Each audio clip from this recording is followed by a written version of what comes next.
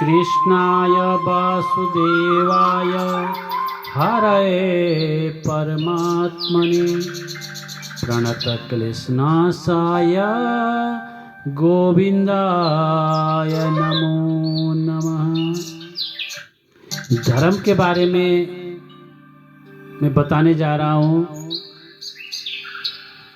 धर्म में क्या क्या है, रहस्य है और धर्म करने से क्या होता है।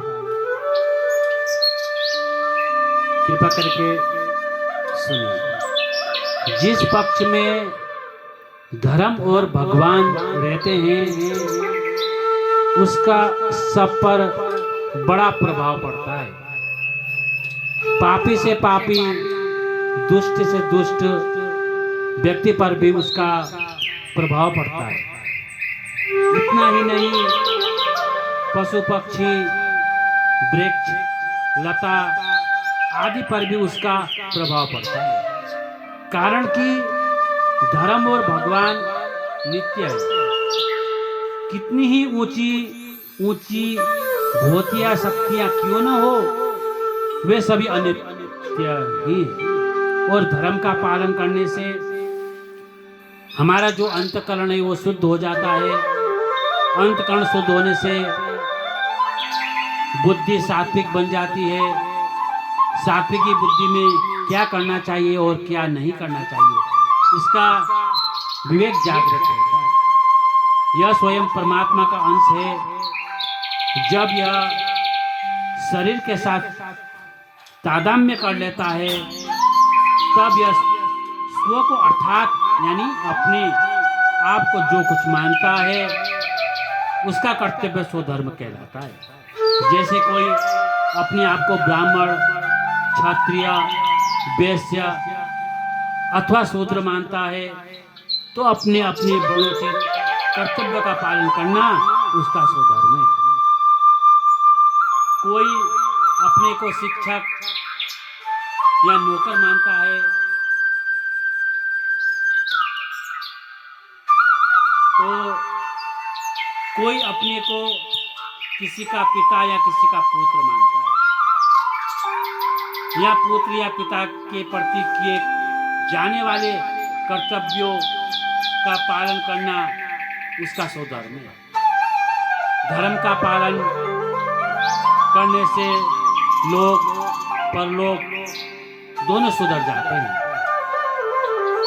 धर्म का हो चाहे कर्तव्य का हो, एक ही बात है। धर्म नाम दो बात होता है। दान करना, प्याऊ लगाना, अन्न क्षेत्र खोलना आदि परोपकार के कार्य करना और वर्ण आश्रम के अनुसार शास्त्र विहित अपने कर्तव्य कर्म का तत्परता से पालन करता है। और आस्तिक जन जिसे धर्म कहते हैं उसी का नाम कर्तव्य है। स्वधर्म का पालन करना अथवा अपने कर्तव्य का पालन करना एक ही बात है। कर्तव्य उसे कहते हैं जिसको सुगमता पूर्वक कर सकते हैं, जो अवश्य करने योग्य है और जिसको करने पर प्राप्तव्य की प्राप्ति अवश्य होती है। धर्म का पालन करना सुगम होता है क्योंकि वह कर्तव्य होता है। यह नियम है कि केवल अपने धर्म का ठीक ठाक पालन करने से मनुष्य को क्या हो जाता है, वैराग्य हो जाता है। स्वधर्म पालन में यदि सदा सुख, आराम, धन संपत्ति, मान, बड़ाई, आदर, सत्कार आदि मिलते तो वर्तमान में धर्मात्माओं की टोलियां देखने में आती, परंतु स्वधर्म का पालन सुख अथवा दुख को देखकर नहीं किया जाता, प्रत्युत भगवान अथवा शास्त्र की आज्ञा को देखकर निष्काम भाव से वो किया जाता है। यानी जो धर्म का पालन करता है उसके कल्याण का भार धर्म पर और धर्म के उपदेष्टा भगवान, वेद, शास्त्र, ऋषि, मुनि आदि पर होता है तथा उन्हीं की शक्ति से उनका कल्याण होता है। जो स्वयं परमात्मा का अंश होने से वास्तव में वो स्वधर्म है। अपना कल्याण करना, अपने को भगवान का मानना और भगवान के सिवाय किसी को भी अपना न मानना और अपने को जिज्ञासु मानना, अपने को सेवक मानना, कारण कि ये सभी सही धर्म है, खास स्वयं के धर्म है, मन बुद्धि के धर्म नहीं है। साधक जन्म और कर्म के अनुसार स्व को अर्थात अपने को जो मानता है उसका धर्म उसके लिए सो धर्म है, और जो उसके लिए निषिद्ध है वह परम धर्म है, जिसमें दूसरे का अहित का अनिष्ट का भाव होता है। वह चोरी, हिंसा आदि कर्म किसी के भी सो धर्म नहीं है, प्रत्युत कुधर्म अथवा अधर्म है।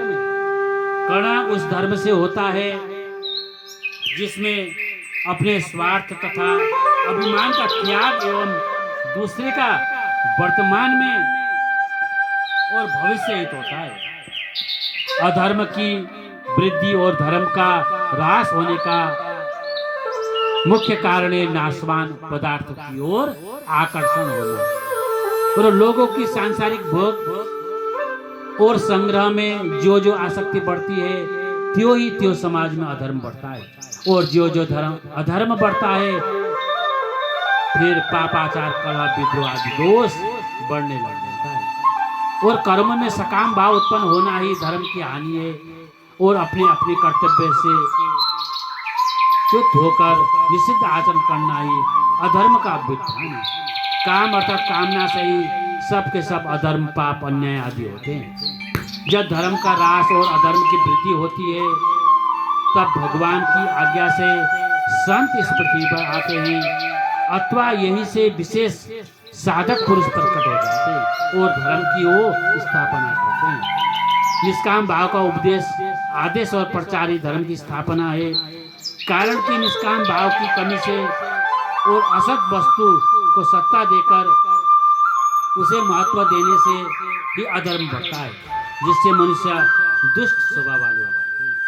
धर्म का कभी नाश नहीं होता, केवल ह्रास होता है, और धर्म का ह्रास होने पर भगवान पुनः उसकी अच्छी तरह स्थापना करते हैं।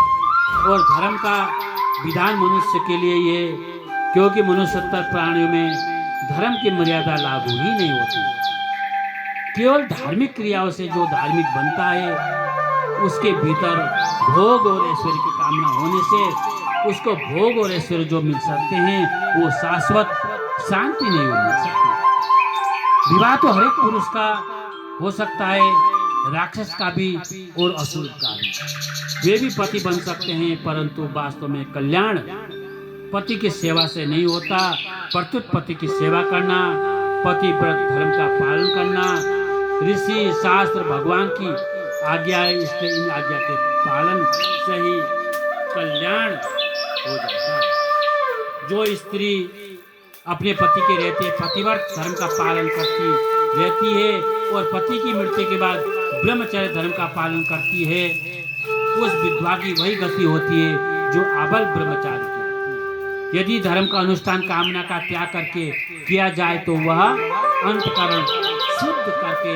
मुक्त कर देता है, और शास्त्रों ने जो कुछ भी विधान किया है वह धर्म है, अर्थात शास्त्रों ने जिसकी आज्ञा दी है जिससे परलोक में सद्गति होती है वह धर्म है।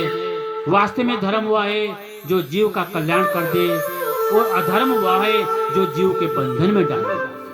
धर्म का अनुष्ठान धन के लिए किया जाए और धन का खर्चा धर्म के लिए किया जाए तो धर्म से धन और धन से धर्म दोनों परस्पर बढ़ते रहते हैं। परंतु धर्म का अनुष्ठान और धन का खर्चा केवल कामना पूर्ति के लिए किया जाए तो धर्म और धन दोनों ही कामना पूर्ति करके नष्ट हो जाता है। और गीता के अनुसार संपूर्ण धर्म अर्थात कर्मों को भगवान का अर्पण करना ही सर्वश्रेष्ठ धर्म है।